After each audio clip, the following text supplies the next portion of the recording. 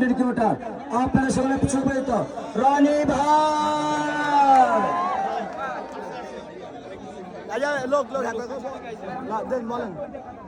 আসসালামু আলাইকুম। কেমন আছেন নোয়াখালীবাসী?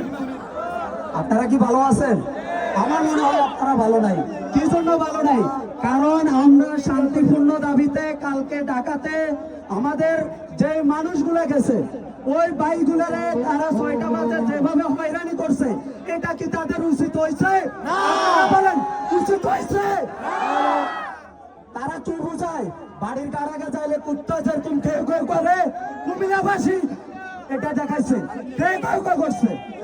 ও আমরা নোয়াখালীবাসী, আমরা ভদ্র মানুষ, আমরা শান্তিপ্রিয় মানুষ। আমাদের দাবি একটাই, নোয়াখালী বিভাগ চাই। আমরা বিভাগের দাবিতে প্রতিবাদ করে যাব।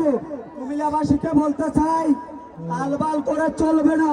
তালবাল করে চোখ রাঙিয়ে কথা বলে চলে না। কারণ নোয়াখালীবাসীকে সবাই চিনে জানে নোয়াখালীর মানুষ কিরকম। আমি ছোট মানুষ, আমি কথা বলবো সংক্ষিপ্ত। আমার এফআই টিম এবং কি আমার নোয়াখালীবাসীর প্রাণের দাবি নোয়াখালী বিভাগ চাই। নোয়াখালী বিভাগের দাবিতে আমরা সবাই সবসময় প্রস্তুত থাকবো এবং কি সবসময় কুমিল্লা হোক, ফেনী হোক, যাই হোক, আমাদের নোয়াখালীর সাথে যদি একটা হয় আমরা তাদের সাথে নাই। তো দাবি আমাদের একটাই, নোয়াখালী বিভাগ চাই।